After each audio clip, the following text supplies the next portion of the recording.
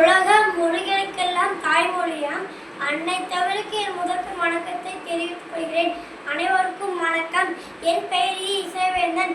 அச்சமில்லை அச்சமில்லை அச்சம் என்பது இல்லையே என அனல் பறக்கும் கவிதைகளால் விடுதலைக்கு வித்திட்டவர் கவிஞனாய், வீரனாய், பத்திரிகையாளனாய், பன்முக தோட்டம் கொண்டவரான மகாகவி சுப்பிரமணிய பாரதியார் அவர்களை பற்றி பேசப் போகிறேன். பாரதியார் அவர்கள் எட்டயபுரத்தில் சின்னசாமி ஐயருக்கும் லட்சுமி அம்மாளுக்கும் டிசம்பர் 11, 1882 மகனாக பிறந்தார். பாரதிக்கு 11 வயது இருக்கும்போது இவருடைய கவிப்புலனை பாராட்டிய எட்டயபுர மன்னர் பாரதி என்ற பட்டத்தை வழங்கினார். அன்று முதல் இவர் சுப்பிரமணிய பாரதியார் என்று அழைக்கப்பட்டார்.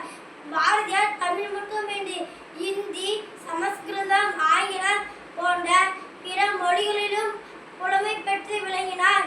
இத்தனை மொழிகளில் புலமை பெற்றதால் தான் யாமறிந்த மொழிகளிலே தமிழ் மொழிக்குள் இனிதாவது எங்கும் காணோம் என்று பாடி தமிழ் மொழியை பெருமைப்படுத்தினார்.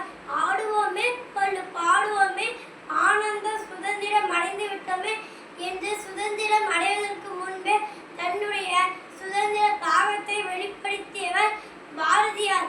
சுதந்திர போரில் பாரதியின் பாடல்கள் சுதந்திர கனலை மக்களை வீறு கொள்ளச் செய்தது. சாதிகள் இல்லையடி பாப்பா என்று கூறிய பாரதியார் தீண்டாமையை அறவே வெறுத்தார். சாதி கொடுமைகள், பெண்ணடிமை, சமூக ஏற்றத்தாழ்வுகள் போன்றவை விலக வேண்டும் என்பதில் உறுதியாக இருந்தார்.